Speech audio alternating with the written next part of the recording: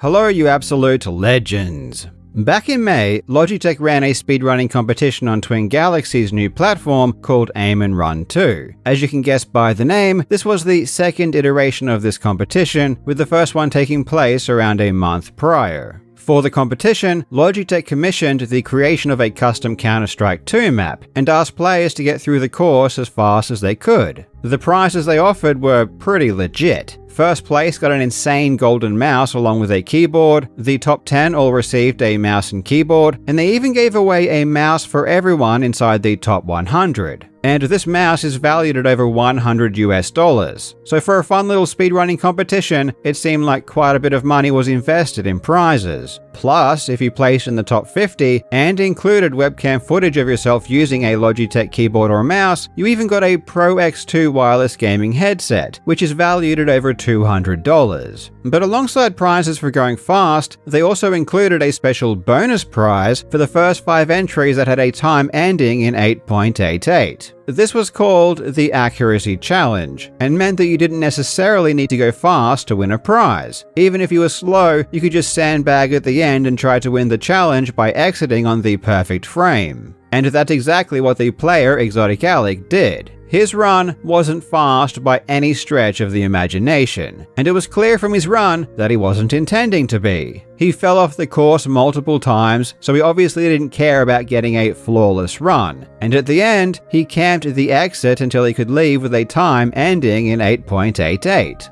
Exotic Alec was the first player to win the Accuracy Challenge. But strangely, he was the only player that seemed to go for this special prize, which is definitely not typical. Normally with a challenge like this, people scramble to win it because it literally doesn't matter how fast you are, and ending with 8.88 is possible at any speed. You could take minutes to reach the end and still win the prize if you were one of the first 5 players to submit their eligible run. So naturally, people gobble up these 5 prizes before doing anything else. And then, people started to realize that winning the Accuracy Challenge was a bit harder than they anticipated. In fact, it almost seemed impossible. Try as hard as they might, no one else could beat the course with a time ending in 8.88 seconds. Something was very, very wrong. And today, we will take a look at one of the worst attempts at a fake speedrun I think I've ever seen. I really hope you enjoy.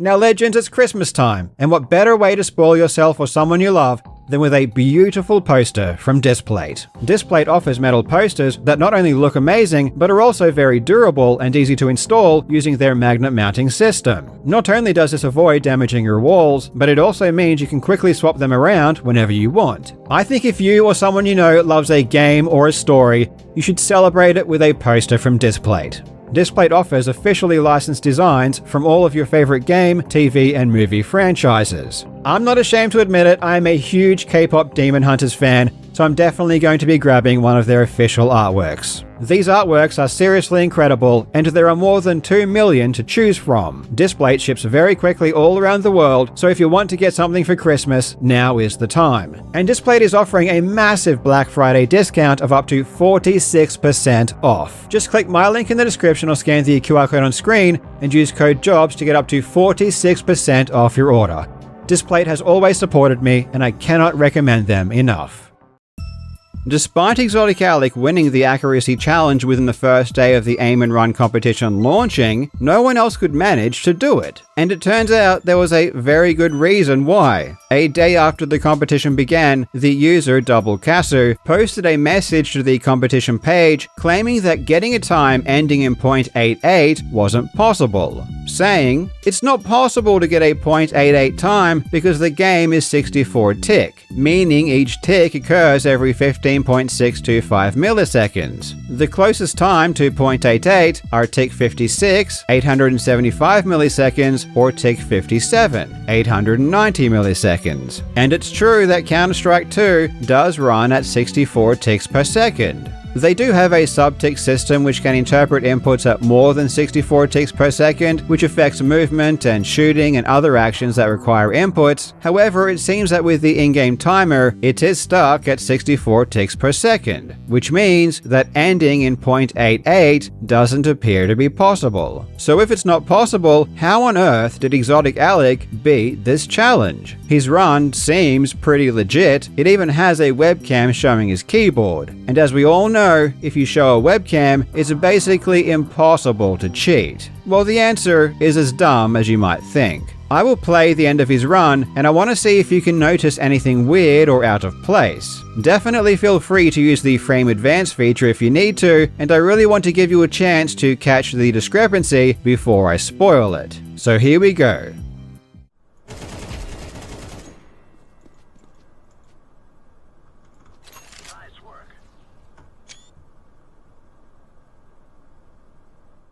Now, I do have to admit that when you watch this at normal speed, it doesn't look anywhere near as stupid as if you go frame by frame. But the issue with the run is the timer that is showing on the wall. When he finishes the run, the timer actually stops at 0.89, before mysteriously going backwards to 0.88. Then we can see that the timer is clearly edited when he moves around, and it becomes really obvious when he pulls his gun out. The 8 ends up appearing in front of his hand. So what Exotic Alec obviously did is copy the number 8 and paste it over the 9 that was actually there. This leaves me with so many questions. It's obvious that this person spent a decent amount of time and effort to add in this 8, given that he's moving the screen around a fair bit after triggering the exit. This would have required him to go frame by frame and move the 8 to the correct position for every single frame. Evidently, he didn't do a very good job, because we can see the 8 move around a bunch compared to all of the other numbers. But to even get to this point still would have required a decent amount of work. He even edited the smaller timer showing down below.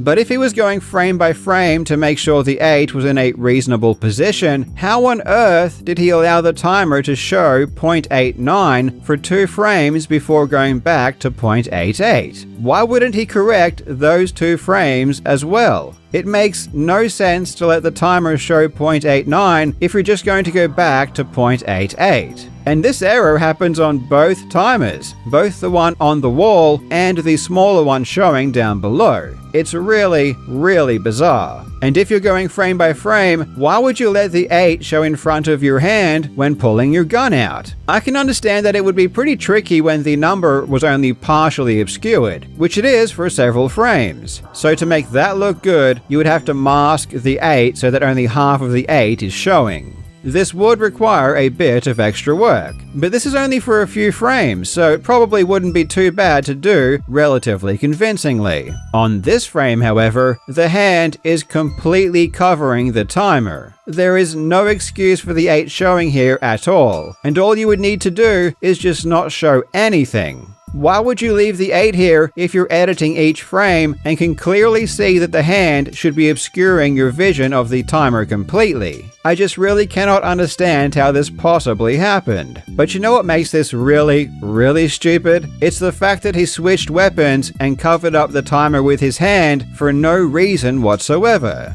This was completely unnecessary. Maybe he thought the moving objects would make the fake timer less obvious, kind of like the way a cat is distracted by a laser pointer, which could also be why he shook the screen around after finishing the level as well. Though in reality, the shaking of the screen just makes the editing so much more challenging. A challenge that he clearly didn't care to overcome with any high level of competency. I'm going to give Exotic Alec a really simple solution that would solve all of his problems. Stop moving the camera around if you're going to try and cheat like this. It's almost as if he's having a stroke or something. Just finish the course and stand still. That way all of these issues don't come up. Between these 2 frames, the 8 seems to change position and size even though the camera doesn't move and the numbers next to it hardly move either. I don't know exactly what method this guy used, but it seems like the 8 is moving and changing on every single frame, which shouldn't be necessary. Whatever he did was just really, really, really dumb. You know what's really funny though? Clearly, he did finish the level at 8.890. and then edited the timer afterwards. But shortly after it was realized by the competition organizers Logitech that 8.88 wasn't possible, they updated the challenge to require players to finish with a time ending in 8.890. Which means that if he had just uploaded his run without doing any of the editing, he would have ended up being one of the first 5 with that time, and he would have won the prize. Yes, I know there is no way he could have predicted that, but it's still pretty funny nonetheless. Anyway, in a shocking turn of events, Exotic Alex's edited timer was quickly spotted by other players, and he was promptly banned. And now, I want to do something fun. I want to challenge you to see if you can fix Exotic Alex's run and make it look believable. I will put a link to his run in the description so you can download the raw file. And I'm curious to see if anyone out there can make it look half decent. I even asked the sponsor of this video, Displate, to give away a free poster to the person who can do the best job at making Exotic Alex's run passable. In order to enter, just put your fixed version in the Competition Hub channel in my Discord, and people will be able to vote on which one they think is the most believable by reacting to it with an eggplant emoji. The video with the most eggplant emojis by December 10 will win. But I will also have some fun and critique some of the other entries in a future video as well. So even if you don't win, you still might see your entry showcased in a future video, and I will either praise you for doing such a good job or make fun of you and point out all of the mistakes you made. So even if you don't win, we still might have a lot of fun with your entries no matter what. I wish you the best of luck trying to fix Exotic Alex's terrible editing, and I'm really excited to see what you manage to pull off. Thank you so much for watching, you legends. I hope you're having a fantastic day, and I will see you in the next video.